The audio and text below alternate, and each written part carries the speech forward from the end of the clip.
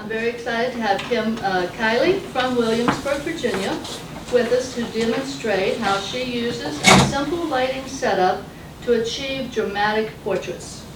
She's been in business since 2006 and specializes in fine art photography. Kim is a member of PPA, which is Professional Photographers of America, the VPPA, Virginia Professional Photographers of America, and the TPPA, which is Texas Professional Photographers of America. She is also a volunteer for a very special program called NILMDTS.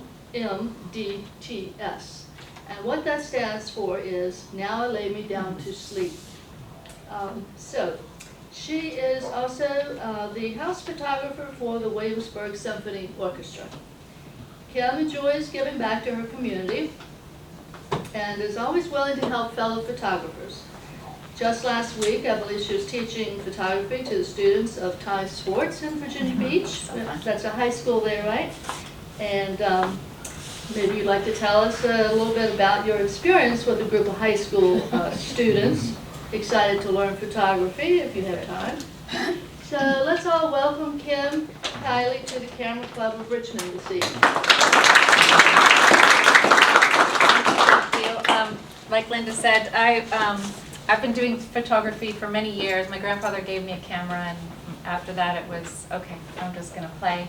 I do live in Williamsburg, Virginia. I am moving out of my beautiful studio that is right, literally this doorstep is right onto, colonial everything.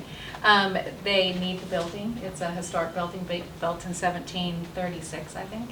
And they need it back, so I'll be moving my office November 1st, going to Newtown, still in Williamsburg. So if you guys want to come and play, or if you want to help me move furniture, that'd be grand too. Let's see, I'm going to just go ahead.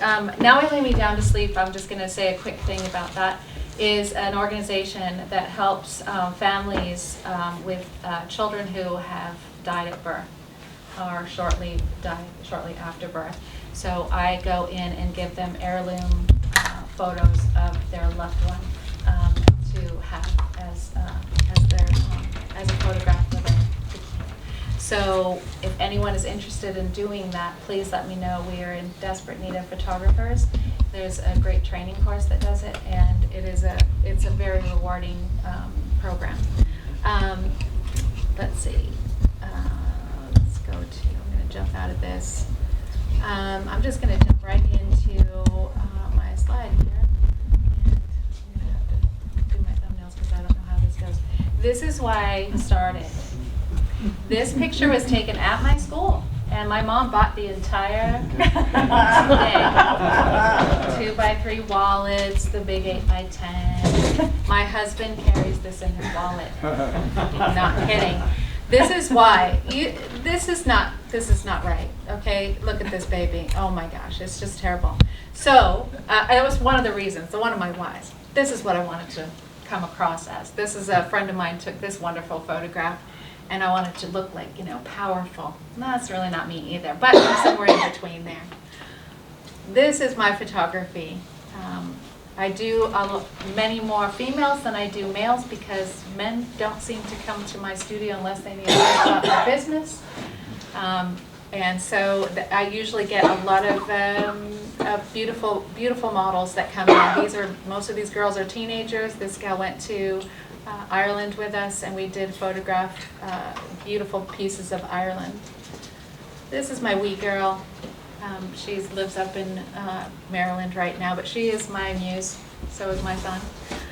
My style is simple but elegant. My subject, mood, color, and emotion is what I want to project in any one of my photographs, including my headshots. My headshots don't come across as normal business. I don't do a whole lot of corporate. I do a lot of theater. Musicians and theater people. So wherever I ended up, I had my camera with me, which was one of the safe things for me. I come from a long line of military people, and we traveled the world. It was great, but I always felt out of place. So wherever I was, I had my camera to kind of hide behind and use to kind of filter my world a little bit. Sometimes that's all I had was the one light, which was usually window light. As a kid, you just, flashlight maybe. My sister and I used to play with those flashlights underneath here, just makes your eyes look all crazy. And museums. If anybody knows me, they know if I go to a new place, I will go and find the museum first, take the day before, and then I go to the conference or the event that I'm going to be showing up at. These are my people who inspire me. Rembrandt, of course. This little boy on the side, I wanted to kind of recreate this. This little boy is one of my friend's grandsons, and they came in for portraiture, but I asked him if he wouldn't mind dressing up as a pirate, and of course he said yes, because it's fun. And so I came up with that. This lovely lady, Elizabeth Louise Verger Lebrun, she was married to another artist, but she was one of the only women to actually be selected and invited to be part of the salon in Paris. So, but her work is my work. I love the way she just has one light. You can see, everything is right here. You can see the shadows on her face, on her, the headdress, the whole thing. Everything is just simple. And then Max Nonnenbrock, who was such a fantastic, wonderful, and very kind, giving artist. He taught a lot of people, but he was also very shy and very low-key kind of guy. But his artwork, you can see, is extraordinary, especially material. So if you look him up, look at all the material and things like this.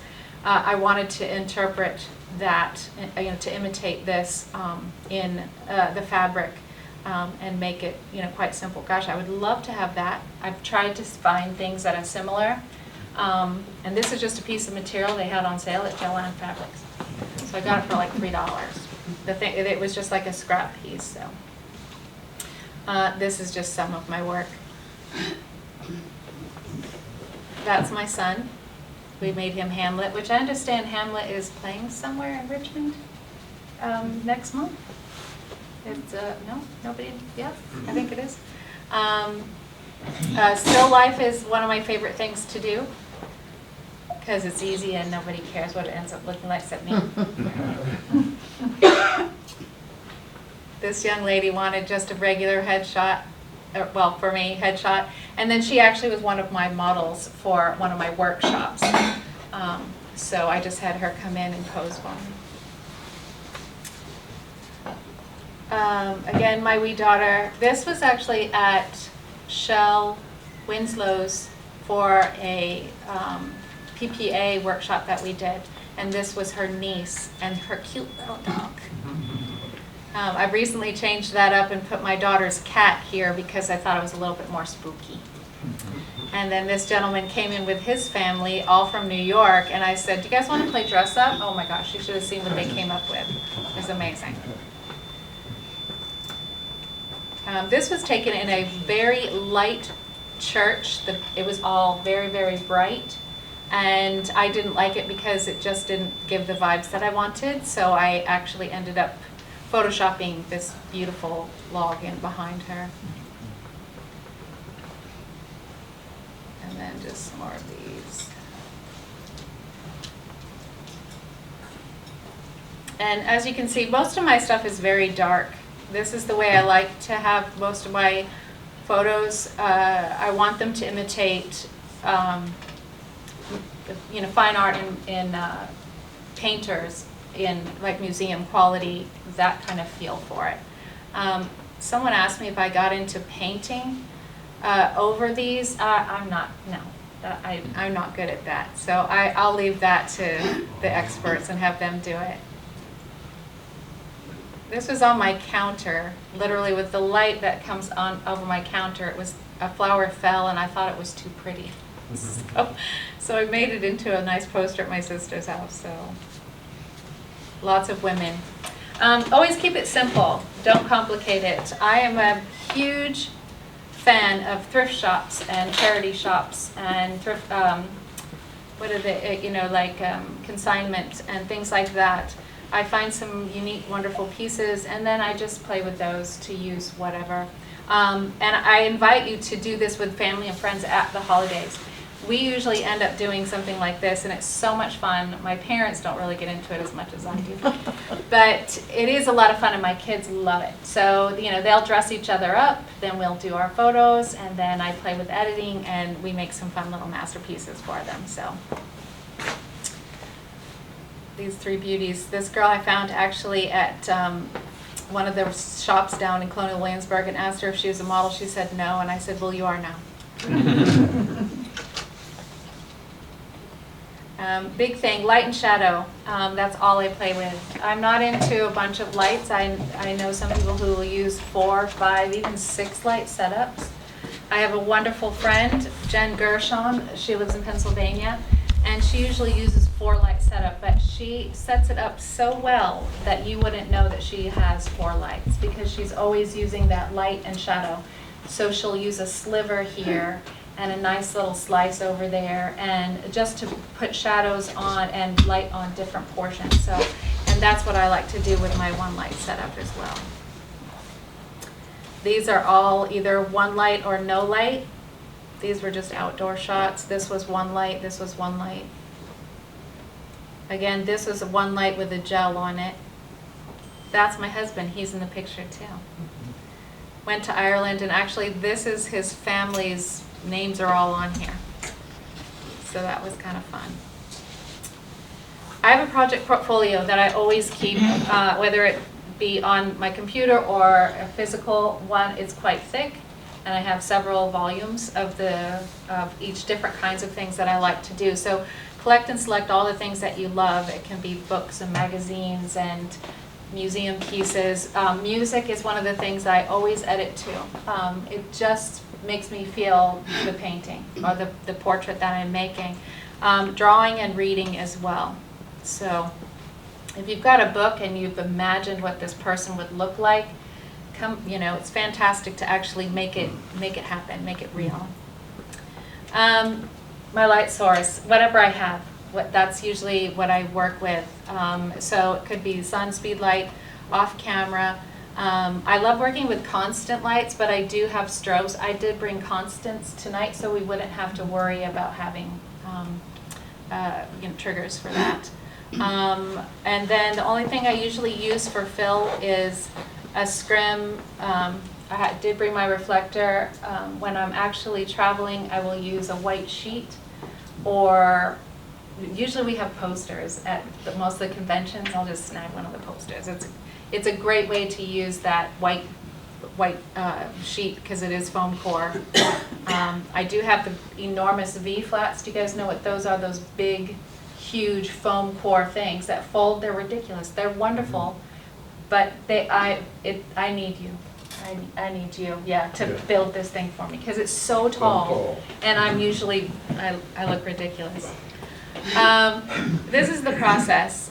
For most of my commission work, I'll research and I'll find the spaces that I like. If I want a beautiful building, gorgeous staircase, chandeliers, maybe an old kitchen, anything that's speaking to the person who I'm commissioning the art piece for.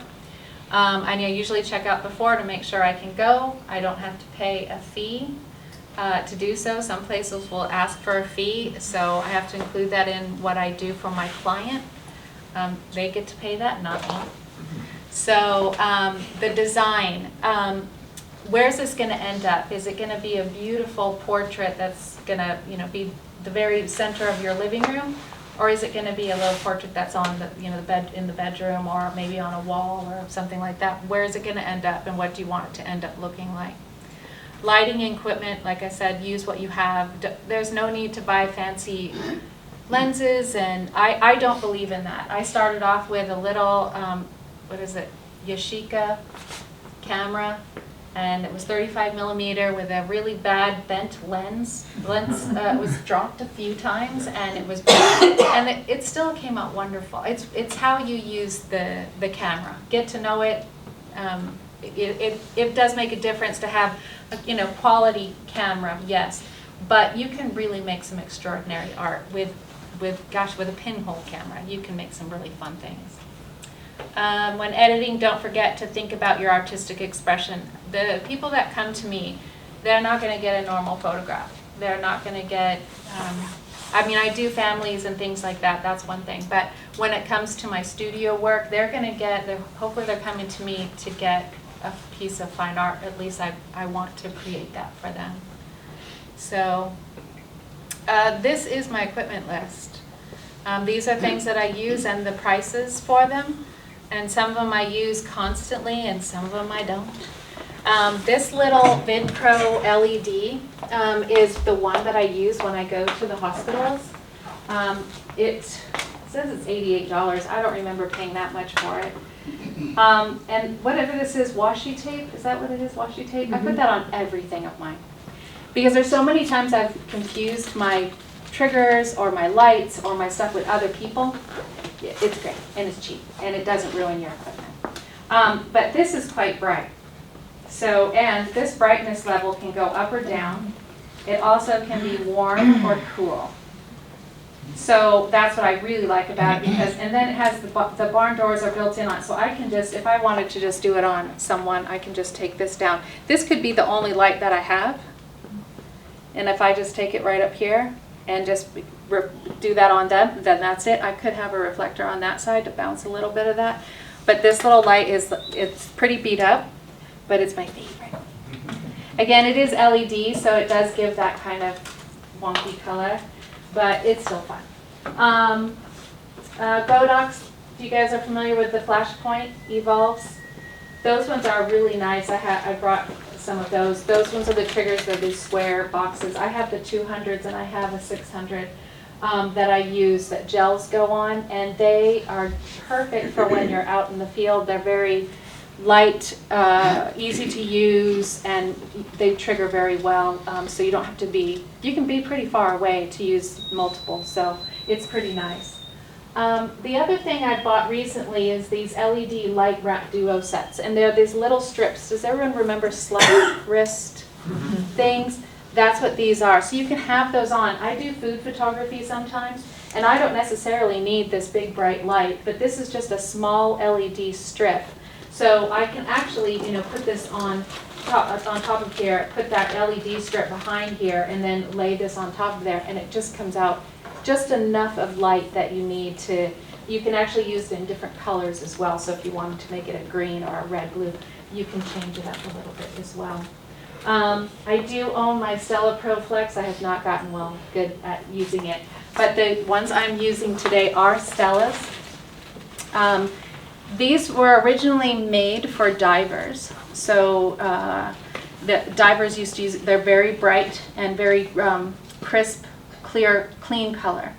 So Light and Motion decided to start making them, going into the photography, and started making these. I love these because these are, you just turn them on and you get to do what you want with them. If I can turn this on, wait a second, I just shut it off. You get to do what you want with them. So it goes up high or it goes low, and you can gel them as well. The only thing that I don't like about these is they do get hot. So if I'm using them for a long period of time, that's why I like to use my 8200s and the trigger when I'm out and about, because I can't put them in my bag quickly. That's it. Any questions on equipment? No? I am a Nikon user. I did use Fuji, and then I hated it, and then I went back to my Nikon. This is my team, which is my family. My daughter does my social media and content. My son, everything about the computer, I don't know anything. And my husband, he's just emotional support, which is the most important. So. This is my contact information. This is a new, I have to have a new address in here soon. So does anyone have any questions? Anything you want to know? No, we're all good? Okay. Who wants to be a model? No, I was going to ask you, when you're out in the field, do you use 200s? That's the largest light you take with you? Yeah, the question is if I use the 8200s. No, I have brought my 600 with me. Mm-hmm. It's very heavy. Yeah. And I usually use it bare bulk. So because I'll use an umbrella or like a parabolic umbrella, depending on what I'm photographing.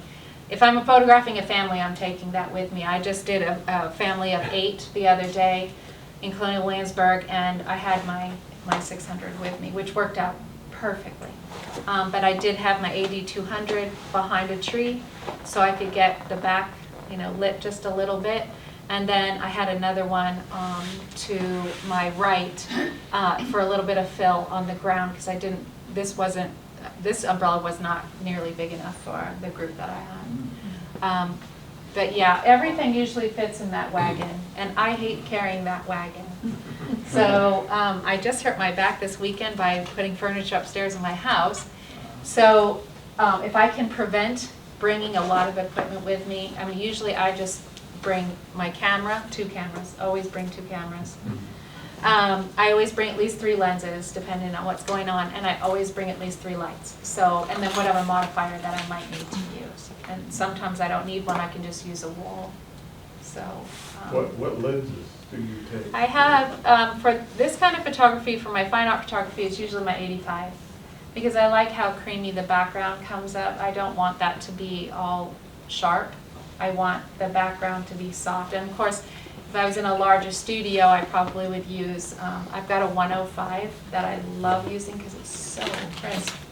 And it comes out really nice. So if I have the background far enough back, my subject, and then if I can get back far enough, it really comes out great, which I do use when I'm doing my seniors outside.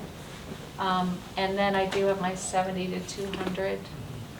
And then I'm considering buying another different one for the symphony, just because my 70 to 200 is grand, but it's not as sharp once I get back to the studio, especially from where I'm located. So, yeah.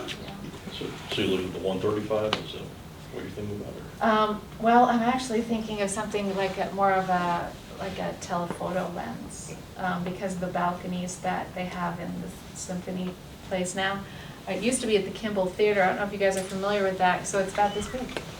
And it was really easy to take photos. But now we are in a really large church. Actually, the church has an auditorium, and we use that. And yeah, it's not as the pictures aren't as sharp. I'm not getting the sharpness that I want, so I'm having to go in and do it through the program, which takes a lot of time. So. Like when you're in Colonial Williamsburg and you've taken a picture of a family and there's something unique to Colonial Williamsburg, like Yes. the mansion, Yes. do you have trouble from Colonial Williamsburg in No. myself? That was one thing that came up in a conversation. We have several group of people that are in other photographers. That was one of the things that we're not sure if they're going to start promoting having a permit. But Colonial Williamsburg is a grant, granted. They're not owned by anyone. They get their money from grants. Sure. So, and that being said, the grounds are basically open to the public unless they're, like I think it's the people who do the glass blowing and the carpenter, and there's a few other places you have to have your tag. I've never been let out, and I know don't come there during like this time of the year. Seniors, I'm bumping into all my friends. Hey, how's it going? They're taking a picture of a senior. We'll switch places, and because the gardens are open to the public, it doesn't matter whether I'm a professional or not. So hopefully, I'm hoping that they don't, because there's been a lot of changes. They just started paying. You have to pay for parking down there now, which is a lot of people are. The city is getting a little bit more stingy about parking, which is they have to make some money to maintain roads and things like that. So, any other questions? Yes, sir. Yeah. How do you get your models into the mood? Some of them it is very difficult. For some people it is. When I'm doing my fine art, I don't seem to have a problem with that. And the reason being is because I usually end up taking a few photographs, and I will also let them know kind of the feel of what I want them to do. The younger people, some of them, I'm 58 years old, and so coming from like a military family and traveling and doing those kinds of things, and then I have this beautiful 15-year-old who's only lived in town for their whole life. saying to them, I want you to look like a fine piece of art. Doesn't always swing it. So what I sometimes will do if I'm going to photograph them for anything, and my models are very good, I'll have to say, I will say, this is what I'd like you to look like. Can you practice this feel a little bit? This is the story behind this kind of look, and that's kind of how I want you to project yourself. I have had one gentleman, he was way into it. He came dressed to the hilt. The shoes, the belts, the stuff, the accent, he had the whole thing. I was like, we're just taking a few photos. But he was so cute because he got all into it, which was really fun. And then I have the little tinies, and luckily they've watched Harry Potter and, the Lion, Witch, and the Wardrobe and things like that. So they kind of get that. So you talk to them the whole way through the The process? whole way, yes, from beginning, especially from the beginning. My models, when they come, I will tell them what they're dressing like. We're going to be having, this is going to look Indian, so we're going to make this look, the room's going to be, covered in, Indian materials, and we're going to wrap your head, and we're going to, lay you on a big, carpet, or not, like a flippity rug, and things like this, and I will tell them that beforehand. I also always tell my models, you're going to dress appropriately for the scene, so whatever undergarments you're wearing too, that's another big thing. Gray and nude colors are always, and most of the kids that I do get are theater people, so they all know how to dress appropriately for, for the photo shoot. I've done it with my parents before, and it was just hysterical. My dad's a commander, retired commander. My mom, she'll get up and dress in anything. It's fantastic. So when I tell them, okay, I want you to look like, I want you to look like something. My father always gives me the colonel look, like this. My mom will always be like, really happy and all that stuff. And she'll say, okay, make me sexy. Like, Mom, that's not happening. So, but when I do this, like for the holidays and things like that, we have so much fun doing this. That's what I'm saying. If you get one light, set it up in your dining room or your living room, and just go crazy with this stuff. And luckily, Linda brought some really fun things. I've brought a few things, but Linda's got all kinds of great stuff over here. We don't know what she's doing in her kitchen. Look how cute this stuff. Oh my gosh, I love this. Like, oh yeah, this is fun. The one thing too, a lot of times with hats and things that I do, I have to be careful on like the big brim hats and things like that, because if I do use one light, I'm really blocking. So I've actually kind of gotten away from doing a whole lot of hats. This one's nice because you can actually shoot through it. So that would be really fun to shoot through. Okay, so who's going to be a model? Don't all scramble up here. Okay, Linda, you're first. Yeah. I'm the oldest person in the room. You're not. Come on. Girls, come on. And we're going to get a couple of gents in here as well. So I have a few things that I brought with me. And okay, so this is what I normally end up doing if you guys are interested. I'm only going to be shooting from here up. So basically like you would see a portrait, museum type portrait. I would normally not have anything with back on it, just because people tend to sit back when they're sitting. So usually just a stool. I always love draping. Everything that I get is thrift shop. This is a thrift shop thing that I got for a few dollars. It's just a drape for the curtains, and I usually end up throwing things about. A friend of mine that lives in Europe, lives in England, David Shoecry, if you have a chance, look him up. He uses whatever piece of material and old furniture he can find, and he includes it in every shoot. It looks fantastic, but he just has all these pieces of vinyl and stuff, and it just comes out. But he also uses the color wheel and making sure that the colors all blend together, and it just works every time. So but he's really good. David Shoecry, if you guys can look him up, SHOU, I think it's KRY, and he's just fantastic. So I have my model sit here. I want to be able to get a little bit of that in there, break this up, the background a little bit. So I'm going to have my model with her feet towards the light, so I have my light probably about right here. I usually have everyone turn this way because then I can get the full shoulder this way. And what it does is it tends to drop the shoulder down, not up. So when you're coming across this way, you're pulling down, yes? So you're going to come cross over just like this. It also allows your hand to, or your arm to be out. Ladies, we love that, that out. We don't want this in. And so it also squares the head so that, but you can still have the person move to make a nice profile. So you can have them move in either direction. So where's my model? Hello, beautiful lady. Come sit down. You're covering me up with something, right? So what we'll do is I'm going to pull this out. We got this at night. This is another great thing about this system. This charged so fast. I only had 25% on there, and now it's charged to 93%, and I don't have to use a cord.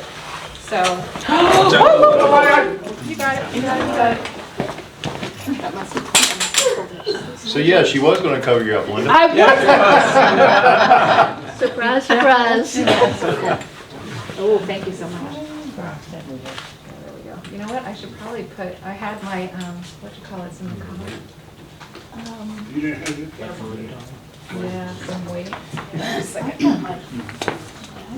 No, it doesn't matter. Good thing somebody got that. All right, where's my tall guy who can hold the backdrop? No, I'm just kidding. Bill's You wanted help, seriously? Or No, I don't need help. I think what I did is I ended up pulling it when I went to grab the. All right, so let's, depending on what's going on. So, that looks all right. See how she sat immediately back into that chair? I'm not supposed to do that, Not am supposed I? to do that. I'm just on the edge. Yeah, go ahead and sit on the edge, and we're gonna pull out the camera. Let me just see what's going on. Do you have to consider the house lights? I do, yes. And so, hang on just a second. I'm gonna take just a couple right here. Okay. So right now I have this set. It's 125. Oh, my ISO is at 4,000. Sorry. No, we don't need that. Oh. That's because I was messing about, wasn't I? I was trying to show you guys something, wasn't I? All right. And we're gonna. I'm gonna use. I like to stay between 2.8 and 5.6, maybe up to 7.1, and that's just because I don't want. I just want right here to be the focus. And sometimes what I'll do is actually do it 7.1, then I can go back to Photoshop and just make it softer. Just do there's little tricks you can. How many people use Photoshop? How many people use Lightroom? Yes, okay. I got a trick to show you. You guys are gonna be so glad. This is like worth all the money. Right there, okay. So what we're gonna do is I'm gonna bring this back down. All right, Linda, we're gonna take this to 1/15. Let's see. I think I'm gonna take this down to 3.5, 3.2. Oh, you look amazing. All right, so that's pretty good, nice and sharp. Someone once asked me why I don't use a tripod, and I said, because I don't like to. The tripod really limits me from doing some of the things that I want. So let's say I wanted to come over to this side. I don't want my subject to move. I want to be able to move. So that's pretty good. I want to be able to move about. So I'd rather not. So I really, that's why I want to make sure that my aperture is up or low, is pretty fast, because I want to make sure that this doesn't get blurry and things like that. So I'm actually going to change this up a little bit. What ISO are you using? I'm using, let's see, I'm at 125, but I'm probably going to take that up a little bit because, let's see. Do you have a preset white balance, or? I do, yeah. So I already have it go, here, I'm going to put this down. I don't like that. Hang on. Okay, so we're going to do this at I'm going to take this ISO down to, or this ISO up. So that's at 250. And that actually looks pretty good to me. So right now I have it at 1/60th. My f-stop is at 2.5 and my ISO is at 250. So, and right here, oh, that's nice, Linda, looking into the stars. Beautiful. Beautiful. All right. So can everybody see that? It's nice, it's sharp. Yeah. There's enough, I would probably shut these off because I can see the catch lights. I like to have 1 or 2 catch lights in there because I can usually take out the other one. But if I could have 1 catch light, yeah, that'd be lovely, huh? Thank There you. you go. Yeah, that's good. No, that's great. Actually, that's all right. Gives me a little bit, oh, okay, now we're much darker. Does everyone see that? Yeah. So I've got to pull that up, but do you see that yummy light? All right. We're going to pull this up a little bit. All right, then look towards me.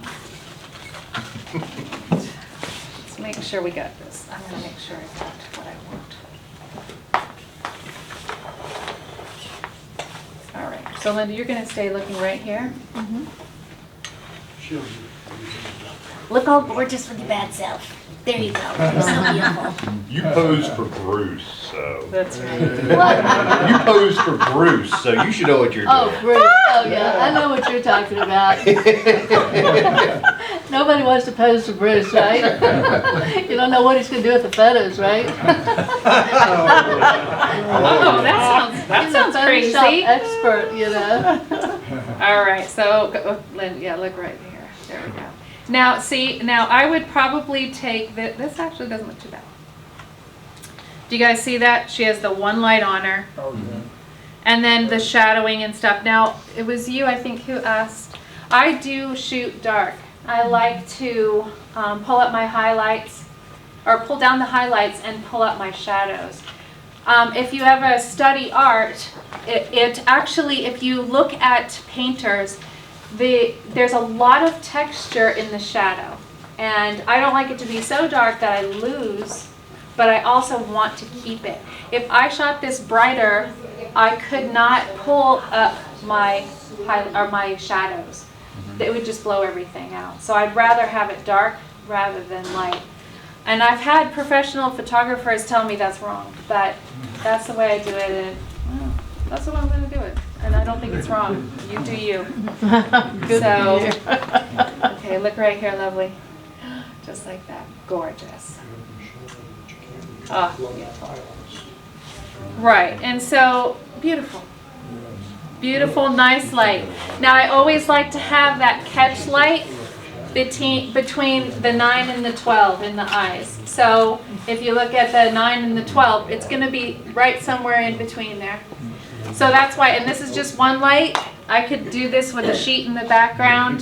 This light could actually be, if you have just an umbrella, which I did find at the Smithsonian, this wonderful dark umbrella. It was so cool. Throw a flashlight in there, you got light. It works fantastic. It really does. As long as it has a creamy white inside, it's really good. So, anybody else want to try? Where's your cameras? Did everybody bring any? Yes, come on. I did, but I'm sitting here. You get to sit there. I have my camera bag. I think Ann wants to model. Oh, yeah. Ann. So, we're going to play just a little bit with, look at this lovely piece that she brought. I want to know what you do in your kitchen. This is the bomb. I don't wear that when I'm cooking. Come on, Linda. Look at that. I think that qualifies awesome. as Okay, TMI. That's the funny part about it, you know, that's how you get it on. Yeah. Oh, it's got to be the other It one. does all kinds of crazy. Go ahead. Yeah, like that, I think. Oh, The yeah. We're going ties. to play. Seems like it's like 2 layers. I don't know. I never really kind of got it figured out. You know that you're wearing this later tonight. Don't mess up my feathers. Have a lot of fun, right? Wearing this. All right. Snap, crackle, pop. I'm gonna make her like a lady overlord. There we go. Now, I get a lot of inspiration from watching TV shows, and of course, everybody knows the Game of Thrones and all those other things. But if you turn on the television and go to any one of the networks, Paramount or PBS and things like that, you can, gosh, the costuming is fabulous. You can recreate that. Oh my good night. This is the bone. All right, so you're gonna look right back here. So bring your chin just a little bit over here. Yep, and then just right, no smiling. No smiling. We are not amused. Exactly. Oh, that's me. So you're quite Right. serious. You're quite serious. Let's You're look the regal evil here. queen. Yeah, Powerful queen. they do have one in that movie. It's serious, I love it. All right. Oh, snap. That is good stuff right there. Now, if I wanted to, I could actually bring this in and fill this with a little, see how that light comes in? Yeah. So that's really yummy. There is a silver gold on here as well, but I can fill it in just with that white. So, can I have you, sir? Can you hold this for me, Ruth? I'm gonna see this. So let's just have it right there and you can see the difference. So it'd be probably about right there.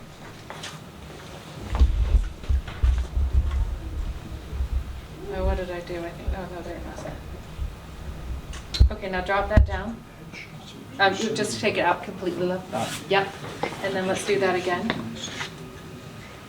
And I'll show you those differences. Okay, so you see all the nice little yummy shadows on her? See all those yummy shadows? I want all those. And I'd probably make this even darker if I wanted to. But the other one, that one's very light. There's still shadow there, but it's bringing in too much for me. I'm not liking that. That's too much shadow. So, and I'll show you how we're definitely, see how her nose is actually, there's got this nice yummy shadow there and right here. And I'll show you how we're going to end up editing that. You look great. Okay, who's taking it? All right. You said 160th. 160th? Yeah, I have 2.5, but yeah, go ahead. See, 2.8 might work. ISO 250. ISO 250. Yeah. And see what that looks like. No smiling, huh? No smiling. It's you have a perpetual smile though. Your cute cheeks and everything. Oh, lovely. Yes, that's beautiful. That's beautiful. Show everybody. That's good. Good. Good. Good. If anybody else wants to give it a try, pull out your camera and you can. And play. Linda, make mug for these cameras. Yeah. There you go. You gotta do the little, Linda, you gotta wave like this now to it. Oh. All right. Let's get another model in there. We're gonna have. Let me take this off you, Lovey. Okay. So we did a couple of those. Now this is usually how long it takes me to do a photograph. That's usually once I set everything up. This all takes more time than taking the photo. So my models usually come. We don't do this whole. We've got 3 hours of someone with. Let's see here. Before you go on, can you talk a little bit about, you said something about 9 to 12 and the shadow? Yes. Can you explain that to me? I don't understand. Yes. Okay. So the catch light that I want to have in the eye. Okay. Is between 9 and 12. I understand now. So yeah. So and that if you look at all the paintings, most paintings, that's where a catch light will be. It depends. If you live in Japan, if you live in other countries, because of where you read, and this is something a friend of mine studied and told me about, when you read right to left, you normally will shoot, this light will be on the other side. And it's because of how it, logic in your head. And we read, left to right. So we usually have our light on this side. And this isn't a proven fact or anything like this. It was an observation that she made. She lives in Singapore and she's traveled everywhere. But she always notices that when she goes to the conferences over there, this light, main key light, is on that side. And it could be just preference, but when she comes over here, most of the time the key light's on this side. So that's one thing to look at too that I've been actually trying to find in art. So find where that catch light is in the art, and you kind of can see, and then find out who that painter was, and use that. So let's see. Look how handsome he is. Excuse me, I got another question for you. Goodness. I Yes, noticed sir. that you were always using your, I guess, live view, your display screen, not Yes. putting it up to your eye. I can, yeah, I do. Which do you prefer, and is there a reason for that? I've gotten so used to this now that I actually like seeing it far away because my eyes are terrible. I see better farther away. I need these to read, and so sometimes the diopter doesn't work as well. So I've been actually just using it, the back screen. I did use my other camera the other day, and that was a fun experience because I haven't been using it. So I kept trying to touch the screen, and then I went, oh. And so I had to go up there. It's a preference now for me to use the screen. And only because if I have to look through that tiny little light, now I do outside, but I don't do it in the studio. So yeah, I'll prefer to use that.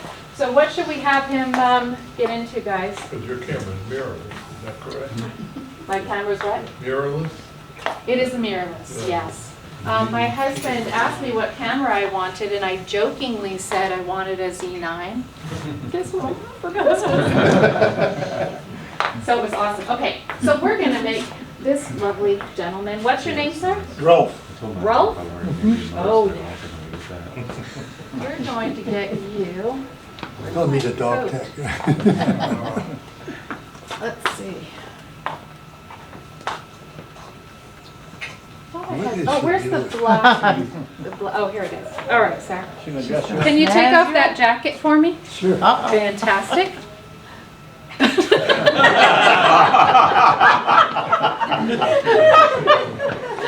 Typical photographer.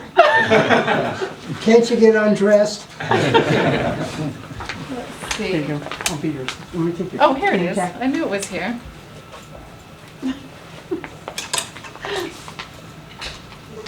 And I wonder if this will fit you. A bit? If it will fit you. You got short. That's okay. You know what? Let's do this. Go ahead and put this on. There you go. Right down there. That's it. All right. So what I kind of can pretend to do, we'll pretend this isn't here, no collars. But we'll play with that later. But there's the hat. You go ahead and put that on me. That's great. I don't know if I brought the other one here. Actually, that looks pretty good. Okay, so we'll do a little Irish sheep herder. There we go. Yeah,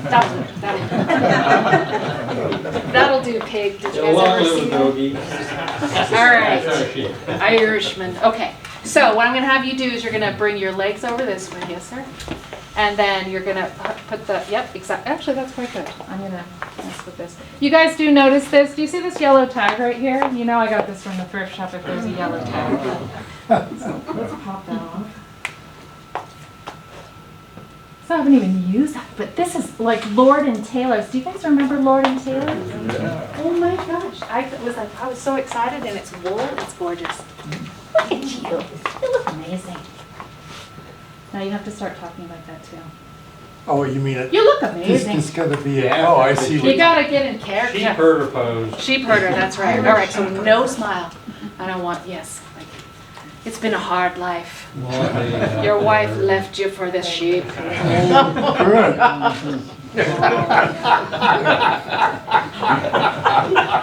She said no smiling. Yeah, that's for you, not for us. Maybe he's happy about that. Serious. All right, okay, very serious. Okay, I'm gonna do one thing right here. Hang on, don't move. The dog's not doing a good job on the sheet? Come on, just make it look like you're having a hard time. That's right, it's been a hard winter. There's only 2 They sheep ran out of left. beer. There's only 2 sheep left. You only have 2 sheep. He's after me, Lucky Charms.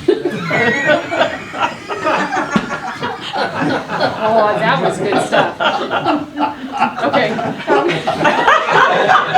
She's still smiling. You guys are awesome. All right, so we're gonna have you just look to the, we're gonna have you look down to the side, yeah, right there. And I'm gonna say really sad face, but put your eyes up just a little bit and then look right, just about here. Yes, sir. And real sad face. Oh, that's lovely. I love it. It's quite beautiful. I like it. Stay just like that. The man needs a pint. It needs a pipe. And a pipe. There you go. Look at that. Okay, so that's what we've got. I would change this background. I would make it a lot darker. Whoops, let me pull this back.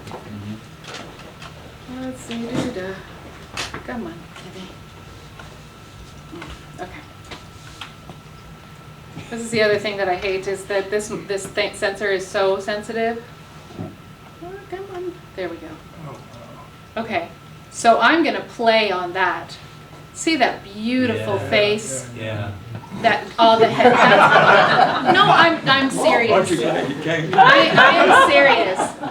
There is a book I started a few years ago that's called The Hands of Time, and you can change everything. You can change your face. I'm not. I'm definitely not. It's called The Hands of Time because you can change everything, your face, your hair.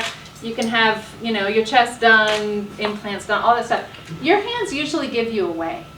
No one can do your hands. I mean, you can put creams on and everything, but usually your hands tell your story.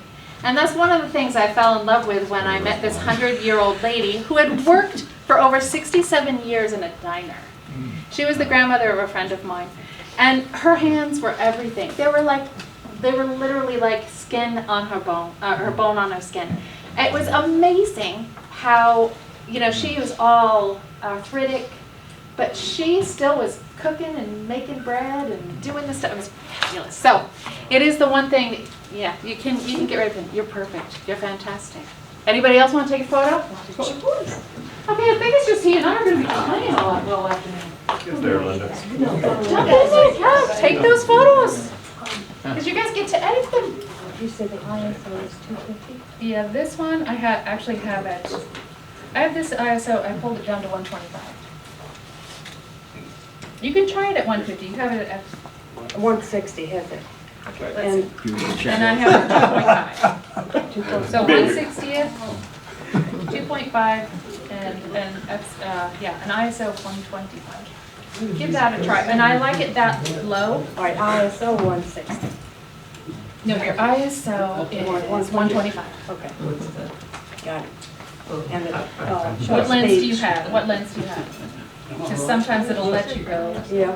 Feel like a Oh, animal in a zoo. go ahead and take it to 3 now. Do it at 3 now. Adjust your hat with your left hand. What? Adjust your hat with your left hand. Kind of.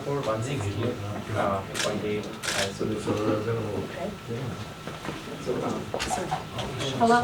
Hi. Thanks. Yeah, I'm Yes. on a break. Oh, I love this. Yes, yes, exactly. 912. Perfect. That's perfect. And I love that you got the sharpness of the nose, because then you can either hold some of that in, just to get all texture. So that would be lovely. Still gonna come up. Oh, that's really good. So what does that say?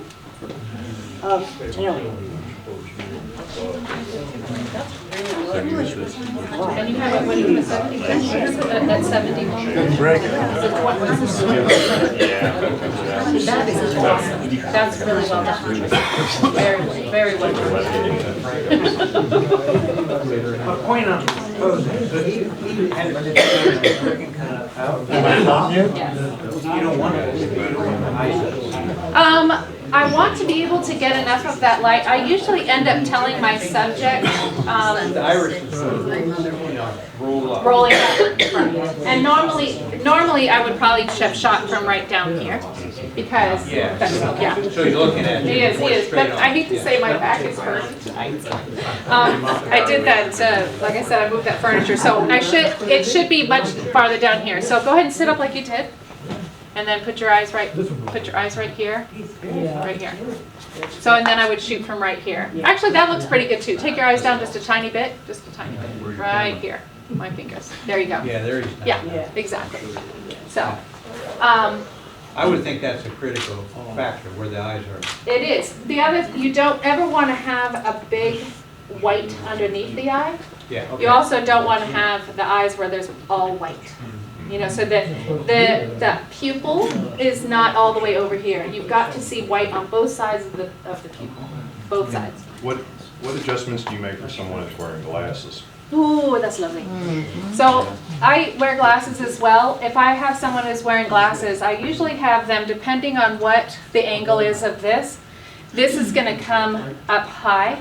And so what I'll end up having them do is tilt their glasses. So if you see this, I tilt the glasses up just a little bit, but I will actually have them move their face so I can't see it. The other big bad thing is that all the glasses now have the blue light. Blue, yeah. And it turns purple, okay?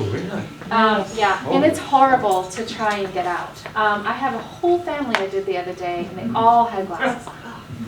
So that's gonna go to an editing group. But the thing is if you can do without glasses, fantastic. If you can't, play with your light. So I would probably, if there was somebody else that was sitting here and they had glasses on, and that light is still catching them, I'd bring this light higher. And then I would probably end up doing reflecting a little bit more to bounce it, so that I'm not losing it, because pretty soon that's going to just look like it's over the top of him, and that I don't want that shadow going like this. I want to still light up the face, and then I can play with shadowing in Lightroom or in Photoshop. Is there something you can tell us about quickly how to get rid of that purple? There is in Photoshop. If you use the color, so you're going to pick a color that's closest to that thing with your color picker, and then what you're going to do is you go down. You know where it says like normal, luminosity, all those kinds of things. You go all the way down to just color, and so what it does is it will take out the color, not the texture. So you're not covering it up, you're just replacing color. And I can show you that real quick if we still have time. So, yes, sir. Do you always shoot purposely in colour? No. Or do you purposely shoot in black and white? I usually end up doing afterwards. I have to shoot the Now I Lay Me Down to Sleep children. That has to be, it cannot be in color. So I have to know where my lighting is to be able to do that. And in the hospital room, that's what you've got. You have hospital lights. So I do judge that. This, no. This, it depends on what it is. I would not do this black and white. And the reason I wouldn't do this black and white, because it doesn't lend itself to that. I had a gentleman who came in the other day, and he is a hip hop dancer. And he wanted a white brick wall, and he was wearing white painter pants with paint all over them, and a big jersey and a hoodie and the whole thing. That in black and white came out fabulous. Because, and the first thing, as soon as I saw him, I said, that's a black and white. Just because of the contrast that was going on. And it was a beautiful African-American man. His face just popped out of that white thing, and it was just perfect. He fell in love with him. In fact, he texted me today. He's auditioning for some show. But I would never do this in black and white, only because my subject is the farmer from Ireland, and I want it to look like a painting. If I had maybe a gal that looked like the gal from My Fair Lady, and she's in black and white, I still want it to look like a painting, I would do that in black and white. But I would make it a moody, very moody, grainy black and white, not bright colors. Do you do a lot of black and white photography? So do you shoot it in black and white, or you change it in Photoshop? I never shoot in black and white. Okay, so I want to be able to play with all the color and everything for You it. do it post-production? I do, absolutely. I don't shoot in black and white. I don't trust my camera to do it the way I like it. And I don't want to lose any of that information. I want to be able to play with it afterwards to work that. So when you change to black and white, do you just use what Photoshop does, or you No. pick a channel? No, I have my own You actions. look at different channels? Yes, so I will actually, unfortunately, the photographs of the babies, there's a lot of red skin, and so I don't want to have that red skin when I'm doing photographs. The same thing with people that have redness around their eyes. When I'm changing black and white, if you don't take your red out of that sRGB, it looks like they have black around their eyes.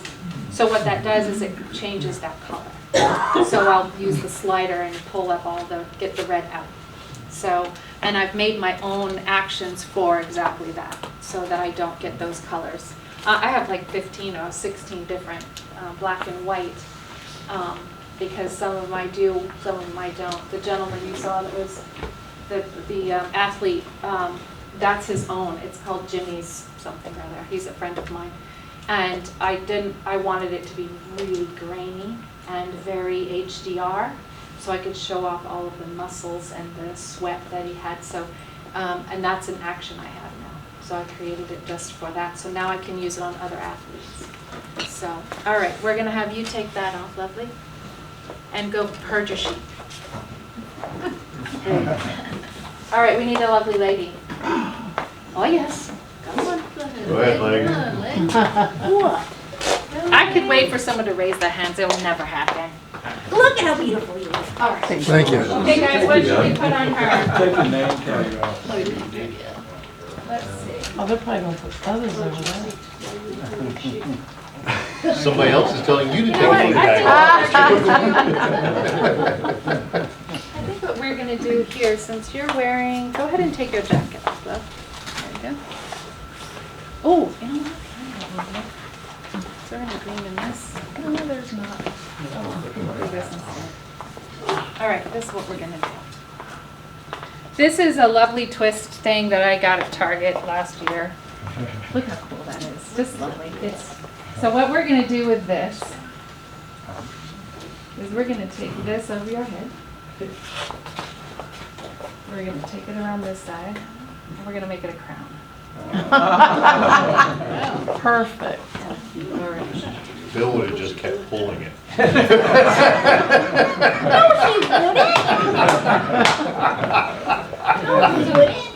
All right, so we're gonna make sure this comes up high. Okay, do you guys want to see her with her glasses or without? You want to try it with? Yeah, sure. All right. See, and normally I just carry small little pins and stuff like this because I would normally pin this back here. I didn't bring my bag though. That's okay. All right, so go ahead and sit forward. How about a clip? And is that on there? That's on there. That's okay. It's a little, what you call, I can take that.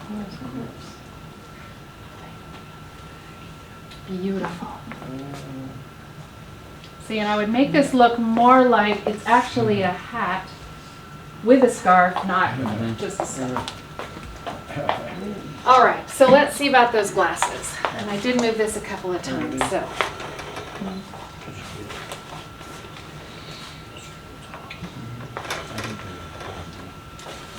And you guys all know about feathering the light as well, yes? If you feather the light, it kind of falls off. If this is directly on her, obviously that's going to be a lot of light, just too much. But I want this to be feathered off her a little bit. Notice how that shadow changes a little bit? Yeah. So I want that to feather. I'll probably take this a little bit closer because I'm going to do that. All right. Oh, that's really good. And your glasses are exactly where they should be. So that's exactly right. The other thing that you want to be very careful of, do you see where the top of her glass is? You don't want that to be anywhere in the eye, anywhere. So whenever you're doing photography and you see someone and you can see this lens is actually cutting into the pupil or the eye, make sure it's above the eyelid. It doesn't matter about the brow, but it does make a difference with the eye. So you don't want it to take away anything from the eye. So go ahead and put your glasses on a little bit farther on your head. Yes, back just a little bit. There you go. Oh, is it? All right. Beautiful. No smile. She can't help it. She's so cute. She's like, no, I have to. I'm gonna smile. Everybody leave me alone. All right, so I'm gonna feather this a little bit more. I want a little bit more of that catch light. There's my light. And then go ahead and have your face just right there and no smile at all. Beautiful. Fantastic. Okay, so do you see, well, that light is like right directly in her eyes, but do you see where the, where the top of that light, that lens is? It's over her eyelid, okay? And So that's okay. that's okay where I have it, but never have it cross that line into the eye at all. So if you see someone and you say, yeah, you're wearing your glasses, either have them push them all the way back to their head and then push them down so that they actually roll this way.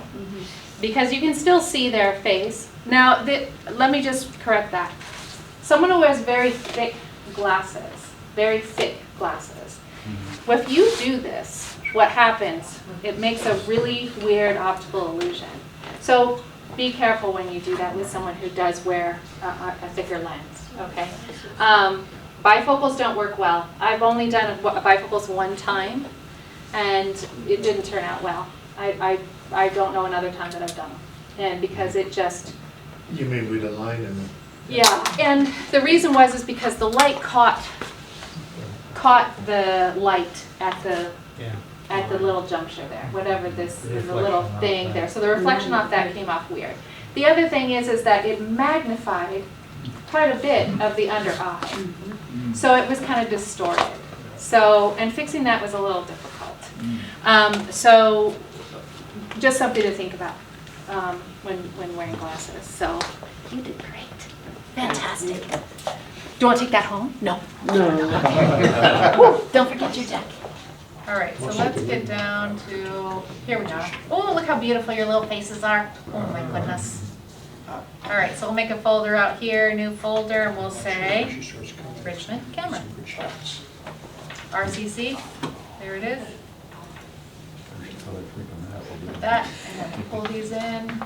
Oh, there's my farmer. There's my beauty. Okay, so let's just yank these.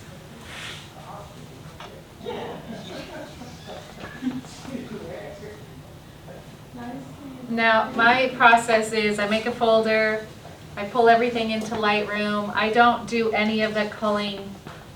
I don't do any culling from the folder. I cull in Lightroom. So I have a system, it's yellow, green, blue, blah, blah, blah. So that's what I usually end up doing. So when I want, oh, it is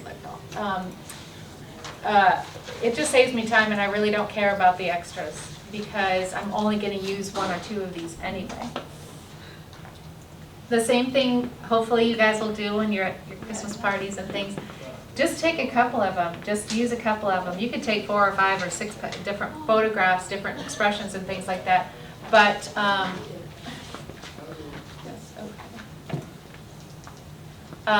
but just play with it because it is fun. You only need that one light, and if you pull those in, oh, this is a friend of mine. What's amazing about this young lady is that she found out that she had breast cancer and decided to have a double mastectomy. That's pretty brave. That's just pretty stinking brave. She found out that she had the gene. That is not good. Look how pretty you are, Linda.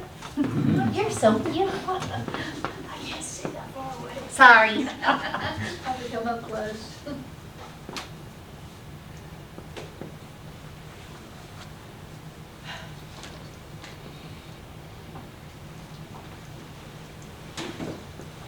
All right, so what I'll end up doing is I usually cull through these and pick out, and I know that none of those are going to be the ones that I wanted. So we're going to go farther down. So it's probably going to be this last one. Do you see the light difference there? That was the one with the reflector. That's the one without the reflector. So I definitely, I mean, this is nice. I could add that shadow, but I like those shadows. I think that looks fabulous. So I'm going to put that one as my green. That's a go. All right, my Irish farmer. Let's see. Oh, lovely. Oh, very nice, but too bright. Oh, so much better. That's He nice. needs a pipe. He does need a pipe, right? Generative AI. Nice. Okay, I'm gonna use that one. And then we'll go here to beautiful. Let's see. Oh my gosh. That's all smiles. Beautiful. Okay, what do we want? Smile, no smile. You can use that for your headshot. That one. I like that one too. Yeah, me too. Okay. So we'll do those three. So then I go over here, grab my greens. There's my greens. So I'm gonna start working on those. Okay. So obviously this is a full frame camera. I usually end up cropping because, well, depending on what it is. Depending on what I'm doing. Everybody with AI now, you can go and generative fill and clear, make a room and do all these lovely things. So let's just say we're just gonna do a beautiful portrait. So go into my develop. Now, all these ones that are over here that say KK on them, these are ones I've created out of my own things. And everybody knows how to create your own, yes? Super fun to do. So if you love it, the plus sign up here. Okay, so I'm going to pull down my highlights and you'll see what happens here. So if I pull this down, do you see how it just became much more moody? So if I pull this up, if I pull this down, oh, look at the mood. But I'm not losing any texture out of that. So I'm going to put this up. Sorry, where is she? Where is she, my beautiful friend? She's going to be like, how dare you? So let's pull this down a little bit so we get this. Oops, sorry. We'll do a 66. Okay. So do you see how wonderful that is? So I pulled these highlights pretty far down. So this is where it normally is. And see how this is really light? No. I want those highlights pulled down. Now all that texture of her face has come back. All that yumminess, all of this right here has come back in there. And let's say I want to pull up these shadows, so I'm not losing any more. I'm pulling up, see the shadow get bigger? I'm going to move this up. You guys can see this much better. Shadows? I've lost some stuff here, yes? So I want to pull up those shadows. And now I'm getting back all those textures back in there. Okay? So we'll go back to that. So then what I usually end up doing, now this would be a very quick edit. I sometimes will take this into Photoshop. I'll clean up blemishes, I'll make her hair bigger, I'll play with the crown, so I could make the crown be bigger. I could do liquefied. You guys all know about liquefied. You just pull that, so I would make those feathers all just disappear down. But look at that yummy green in there. That's awesome. Did you do anything else like clarity? Yeah. Well, it depends. I will go in usually into Photoshop at the very end of this. And what I have is this thing that's called Infinity. And Infinity was created by Pratik Naik.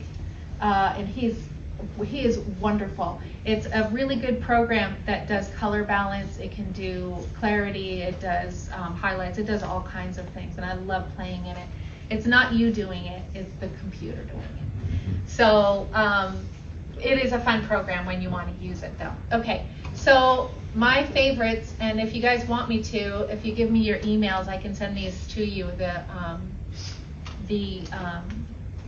actions that I have in my Lightroom, these are the three that I always use. Ancient art is one of them. Now you can see that that's not good for this one. That's for a much lighter painting and usually outdoor. This one's called art, which is okay. This is my favorite, autumn, very moody. And then autumn trees. Okay, so I like this is okay, but I think I like autumn the best, right?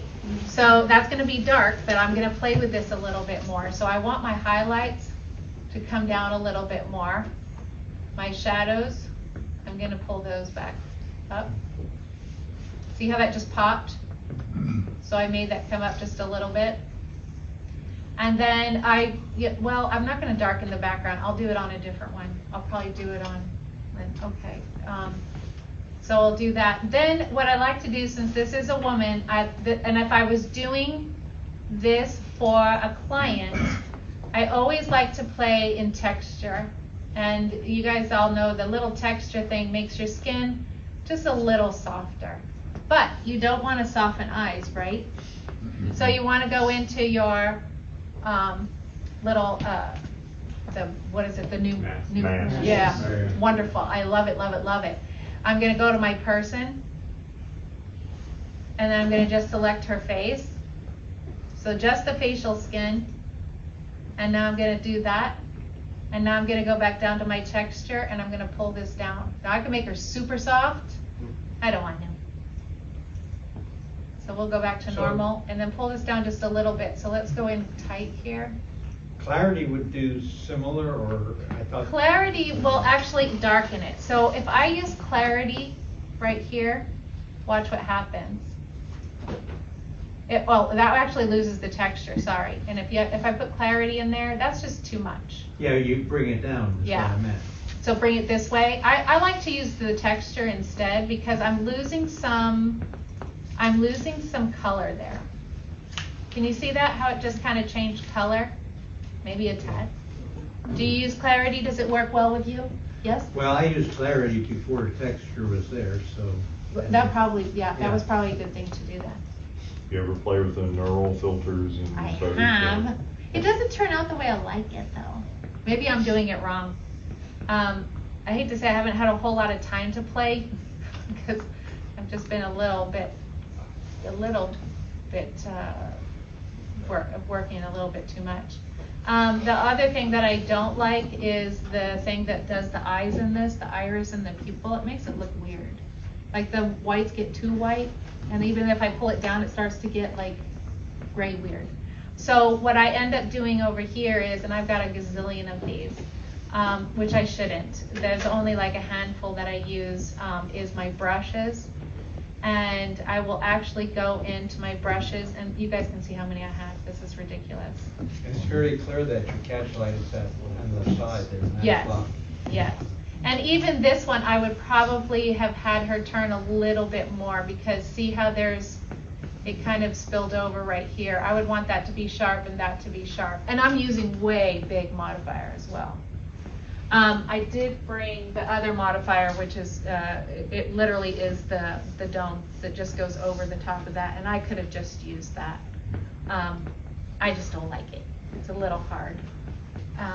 But I did bring it if you guys want to look at it. And so I will go in here and just do, I think it's a add light. So what I'm going to do is just play with this right here. Now I would normally take this into Photoshop. And if you guys study anything about eyes, you know that it obviously is a dome. It actually is a dome. It goes through. The light's not going to all look the same on one side as it does on the other. My friend who's an artist, she does amazing stuff on how to paint an eyeball. I can't even get it straight to even, do Photoshop paint. So what I usually end up doing here is taking that highlight and pulling that up a little bit, or pulling it up. Where am I going? I can't see. Do you see how her eyes just kind of popped a little bit? Mm-hmm. So if I take it really up, it really goes. But I like it, instead of using the white or the exposure, the highlight only picks up those beautiful highlights in her eyes. This doesn't work really well with people with dark eyes because it kind of makes it look orange, and then you have to pull down the orange. But it does work really well with beautiful blue-eyed people. So, okay, so you guys see where this red is right here on her eye and her lips, which are perfect. Let's say we just wanted to take that out just a little. What I usually would go down and do, and you could do this individually, you could go back into your, pop it into here, just do the eye, all that stuff. I'm not gonna. Go into your reds and mess about with that just a little bit. You can also, I have a brush that's called Red. And what it does is it just brushes it on and it just gets like, okay, so let's say she's all done. We probably would put, I would probably put a beautiful frame to match this copper on her. And let's do I know people say don't use vignette. Guess what? I love vignette, and I've got like 3 or 4 different kinds. Let's see, I'm also gonna Who do- says don't use vignette? Well, in our competition, especially for professional photographers, I don't know if you guys agree with me about that. They always have this thing about having a vignette. If they can see it, Too much vignette. exactly, it's too much vignette. You shouldn't have black corners. You shouldn't have white corners. You shouldn't be able to see a circle or an oval, and I get that. But when I'm doing art, and if you go to any paintings and stuff like that, it's just zeroing in on the light that's coming through. Look how amazing you look. You look fantastic. You're a queen. All right, let's do my Irishman. All right, so we're gonna go back in here. We'll take this, you know what, I'm gonna do this myself. You have a sheet to paste in there? That's right.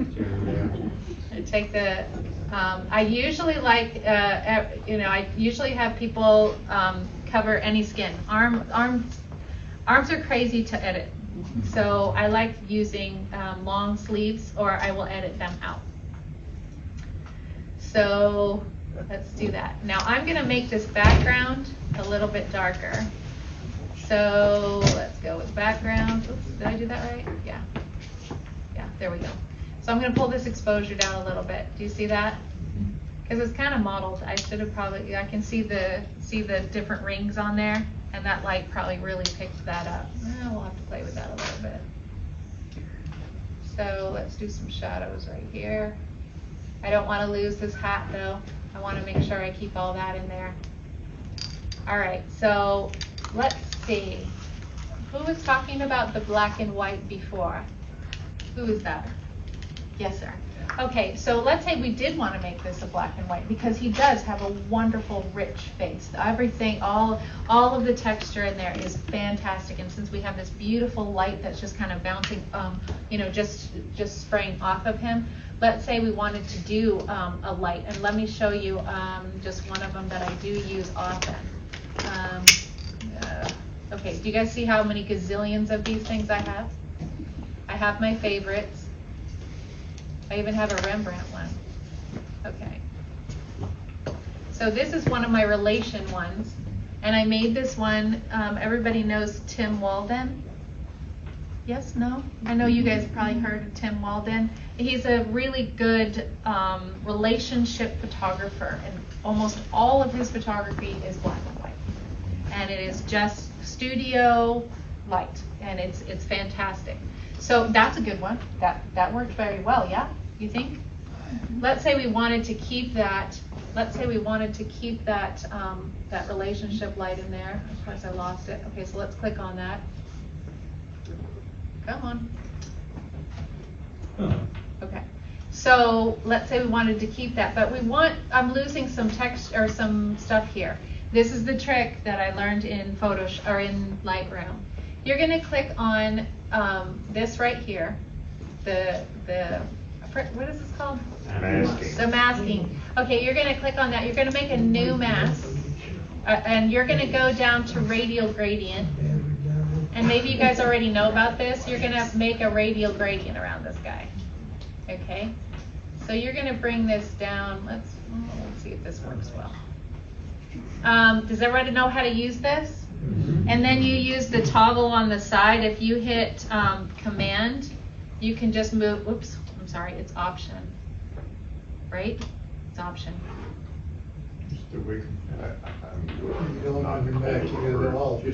Right? So you can just drag it this way if you use your Option key. So see how it sticks here? But let's say I wanted to have more over here. If I just do it this way, this expands the whole thing. Okay, so let's play with that for just a second. This is the feathering part for everyone who doesn't know that. This is the feather right here, so the feather can be smaller or bigger. So you can take it anywhere you want. But let's say, and then we want this to intersect with my background. So I'm going to click on this and intersect with, and I'm going to go to select background. And then it's going to pop to the back. And then I'm going to work with probably my exposure. And I'll show you how it pops up on the back. Do you see it kind of get brighter in the back? So let's say I don't like where it's located because I'm kind of hiding it. I'm gonna go back in here and I'm gonna move this around. And I love this because sometimes I don't use, separate the background as well as I'd like.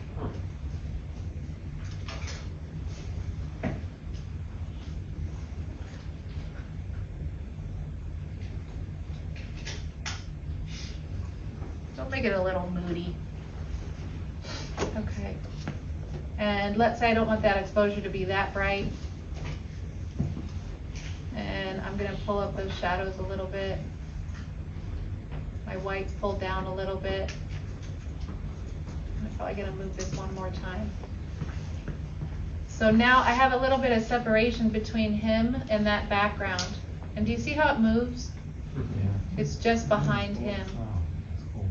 I would probably change this a little bit because this background's a little funky. But I would probably leave it like that. Good choice on that black and white. Very nice. That looks actually really good.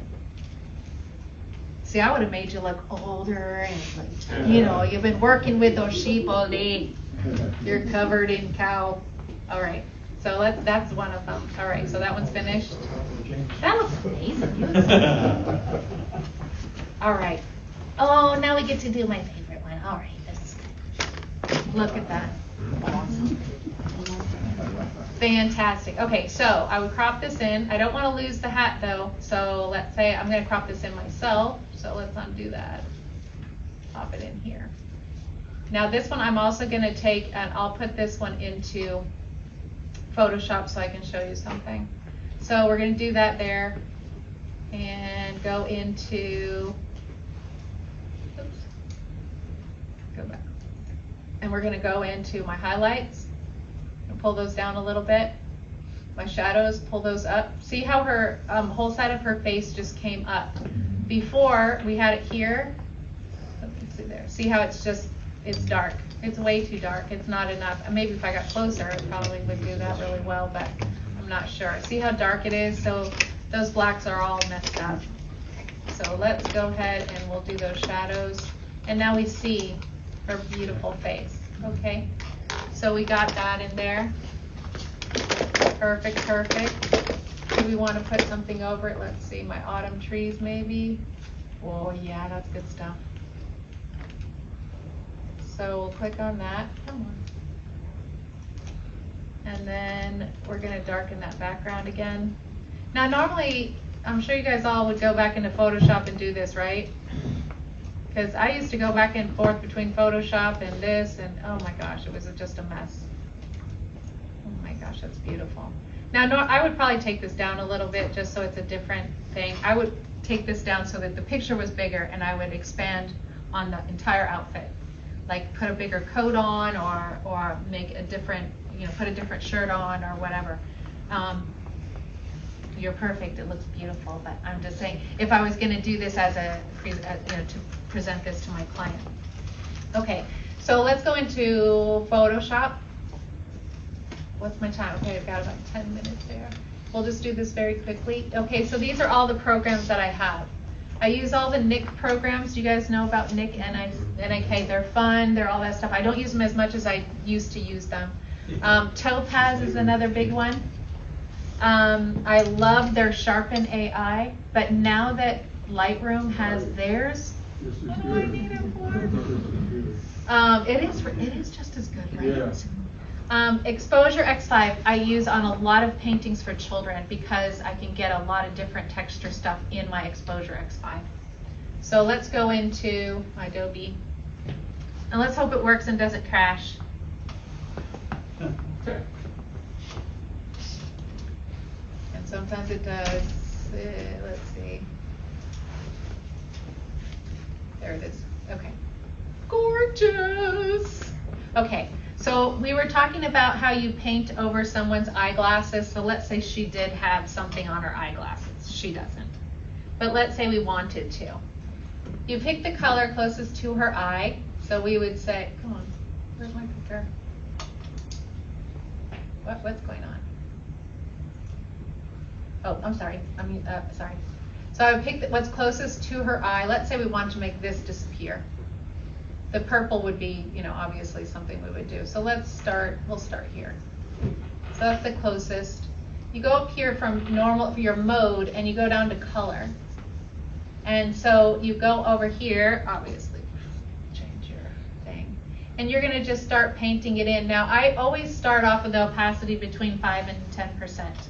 Anything more than that, and it just gets weird. And you have to go back and do it. I would much rather brush my textures or my stuff on than not. So let's say, do you see how that's just disappearing now? Her eye is just, let's go ahead. All I have to do is a little thicker. Now I still have her glasses. The edge is still there. Let me get this a little closer for you. The glass edge is still there, but it just changes color. So I'll show you this. So I'm gonna keep doing this. See how it's changing to a yellowy color? Do you see that? On the original image as opposed to a blank layer? You could. What was it that you said? As opposed to a blank layer, you use the original image? Oh yeah. I am not a layer person. That is one thing, like someone said, that is ridiculous. If I do it, I do it. It's the end of the picture. I'm not going to go and repeat the thing. Now I have to start doing that because I went to a seminar and they said, well, how did you do that? Can you go show us back? I'm like, no, I've already flattened. I flattened it, it's like I already started it. I could duplicate it. I could make a new layer. I could start and do that. So I always have that thing.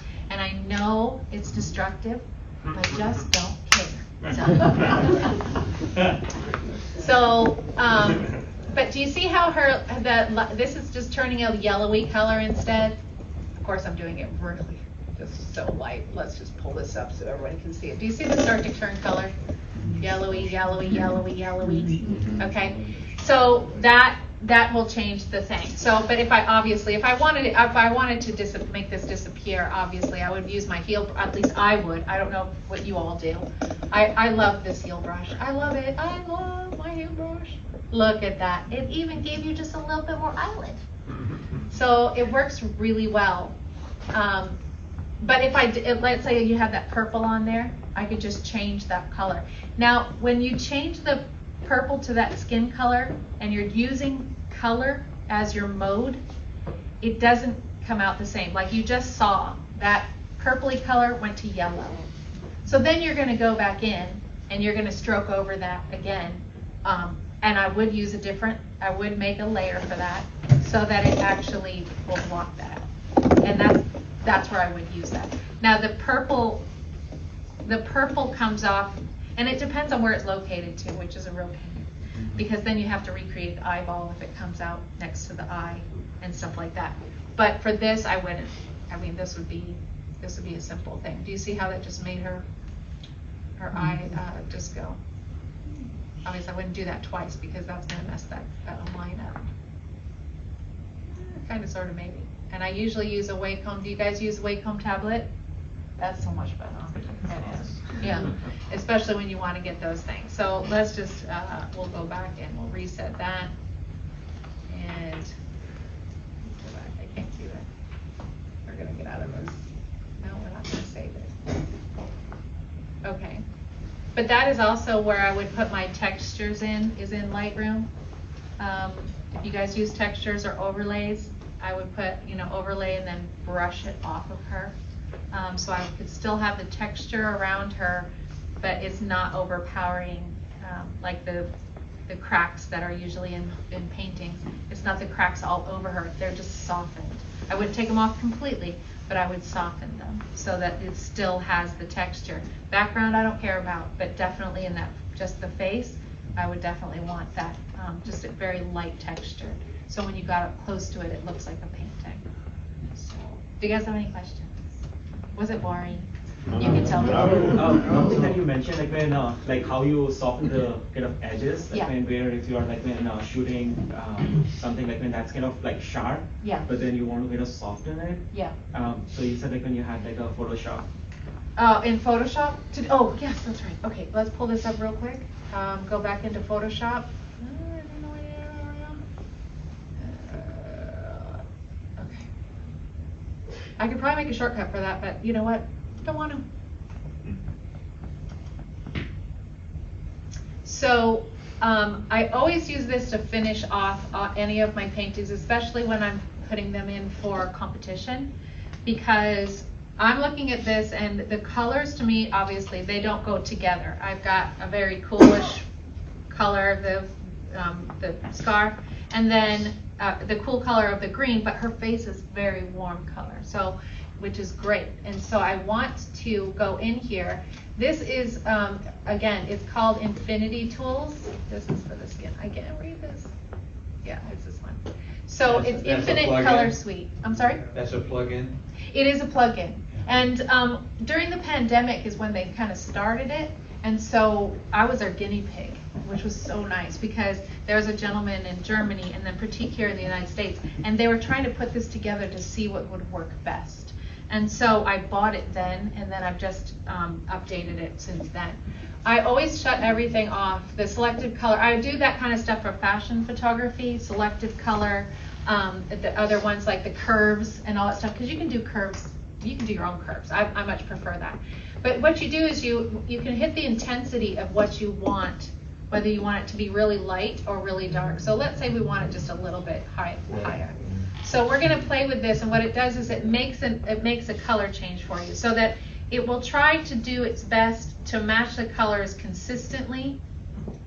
Now look how crazy that is. I would never use any of these, but they're really cool if you're doing fantasy stuff. So if you're doing anything with gothic and all those kinds of things. So none of these I would do. So let's take this back over here.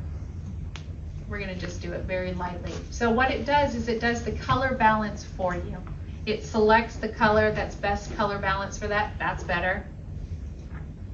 And you guys see, it has a lot of that green stuff. That's better because it kind of made those shirt blue as well. Probably good when you make a composite image. Exactly. Exactly. See, that made this a little bit more gray. But this is where the skin tone for me gets wonky. So I only play with this like 3 or 4 times, and I still want my skin tone. So it usually ends up to be that yellowy color. See, that's not bad. Okay, now that's the one I want. I'm going to save that. Let's flatten that. And then that's another thing, as I made my own key for flattening, which I'm sure you guys have all done. And that's lovely. So we're going to take that back in here and hit save. And it'll go back. And it's done. So we'll pull this back up in here. So that's the before, and that's the after. And that makes more sense to me than the green and the gray and the brown and the yellows. This makes better sense. Much more National Geographic kind of photograph instead of this is, you know, we're highlighting her life. It's not, we're looking at her colors that are all different jumbles on that thing. And even still, where's that black and white? Because now I'm going to be going home and doing that. That's awesome. Let's see. That's my other black and white. Here, this is my Angel Baby black and white. That takes out reds. That takes out all the reds. There's also a red. There's an overexposed. That's the one that that's cool. You look amazing. Looks very nice. This is just a normal black and white. Too much.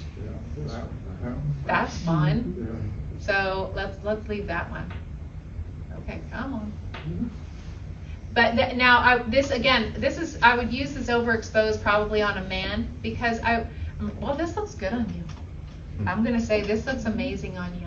I've lost your catch lights though. I would actually bring the catch lights back up. Do you see how muted they are now? So I would bring those catch lights back up again. You look amazing. Really nice. I love it. Well, thank you guys so much for having me tonight.